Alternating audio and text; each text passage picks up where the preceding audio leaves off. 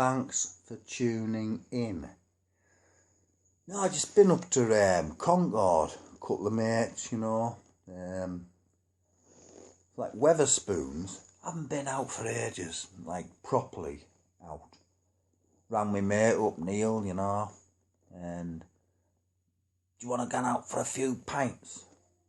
Says, aye, why not? I'm on earlies in the morning, he says. But never mind. So he had to fuck off about 9 or something. No, he can't get into work smelling a beer. And I went out with no tea, nothing to eat. Fuck all. So I thought, we're in Wetherspoons, right? It's Thursday night. They do a curry night. Yeah? Curry night. So, never had a curry night in Wetherspoons. I've had lots of food in Wetherspoons. And between you and me, it's always been fucking shit. It's all microwaved. I knew a lad who used to work in there, in the kitchens. Everything's microwaved. All the, Sunday dinners I used to go for, all in the microwave. The lot boiling the bags and all this fucking shit. And the curry is no exception. So I had one tonight. It's fucking, it was alright, but it wasn't very good. You could taste the Englishness about it. You know what I mean? See, if you go into a proper Indian restaurant, and even then, what's a proper Indian restaurant? A proper Indian restaurant is a restaurant in India, not in England. Because Indian restaurants in England, they're not Indian restaurants. They're all westernised. I mean, fucking hell. No one's heard of a bloody jalfrezi in India. You go to fucking Bombay or Delhi, anywhere in India, right? And you go to a restaurant, yeah. If you're fortunate enough to venture over there. I'd like to go to India someday, but, you go in an Indian restaurant in India, ask them for a danzak or a jalfrezi or fucking Rogan Josh, something like that, right? They'll look at you as if there's something wrong with you, because you haven't heard of it. Why haven't they heard of it? Because it's an English dish. Yeah? Devised by westernised Indians for Westerners. You get a fucking takeaway curry from anywhere, I've got fucking thousands of menus in the kitchen. I could build a small fucking village with all the bloody takeaway menus I've got, especially Indian ones. And all these dishes. I mean, I was in this fucking shop once, right? Indian shop years ago when I was married to this big fat bitch. And in Donwell, right, fucking up the road in Washington. And, sometimes you go in these corner shops and they've got, a pile of menus on the counter. Just take one and take it away, have a look and, maybe order something. And the woman who was serving me, she was like, I've never heard of any of these curries. I'm from India. And she's reading these things that are like, chicken jalfrezi. I never heard that. Not Indian. We don't have that in India. And all these other ones like Danzak, Rogan Josh, and, they're all fucking... There's the best one. Here's the fucking best one yet. Chicken tikka. That's not Indian. It's an English dish. And do you know how they made that dish? It was in the 70s, actually, in Birmingham somewhere. And fucking bloke, right, or a few blokes or a few couples or whatever, went to this fucking Indian restaurant, right, down Birmingham, in the Midlands somewhere, and he says, oh, can you not, it's a bit, it's not tomatoey enough. So that, well, took it away, right? You know, the waiters and that. Put some tomato ketchup in it, right? Just fucking stirred it round, brought it back to him. And he loved it. And it caught on. And then fucking chicken tikka masala was fucking born. You know what I mean? Bit of ketchup and that's it. That's not a fucking... You go to India, you don't get fucking shit like that. Oh, it's fucking sweating in here like it.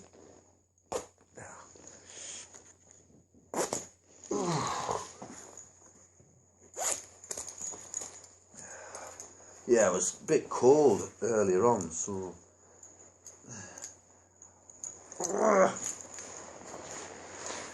That's why I went up there, Concord in my helicopter, you know. I was the designated pilot for the night. Boots now.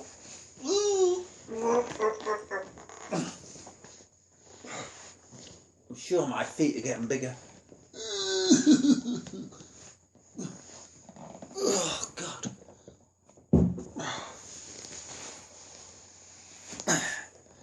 Anyway, as I was saying, curry wasn't up to much. I'm letting my hair down now. I'm sick of this. Oh, God. I've got to walk all the way back. I don't mind walking. It's not very far, you know what I mean?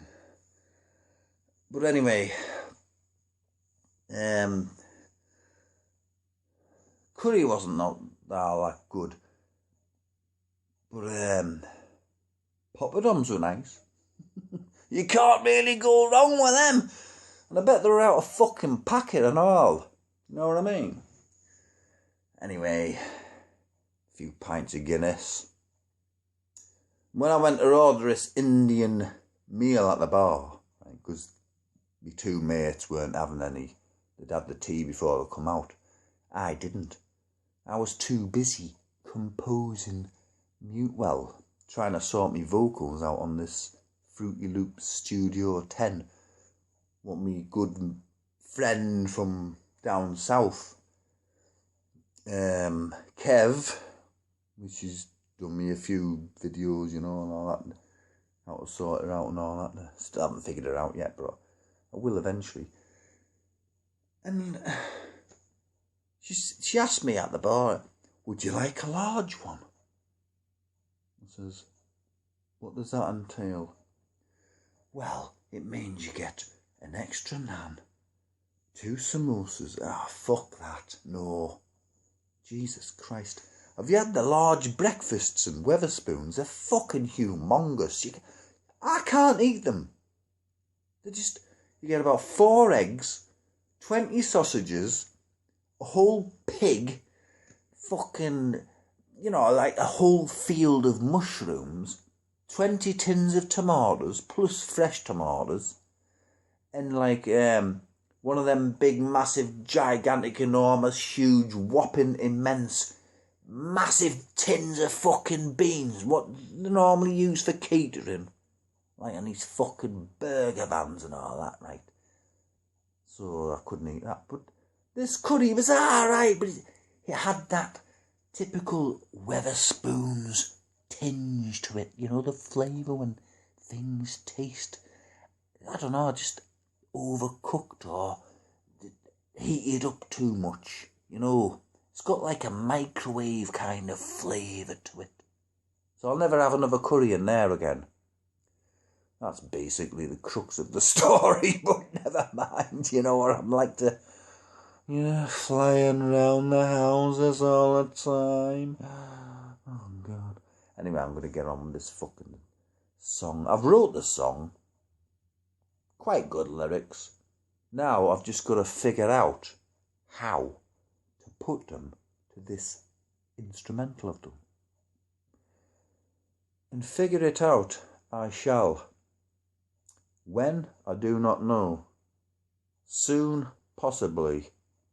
Tomorrow, probably not, but I will do. Anyway, fucking hell, I'm going to bed. I've had enough of this. Oh, God, I've been up since fucking, God, 6:30 this morning. You know, I've been in induction all day, this fucking, with this new job I'll probably be getting sometime in the next couple of weeks and all that. So, fucking knackered, man. Not used to getting up early. I've spent the best part of a fucking year, right,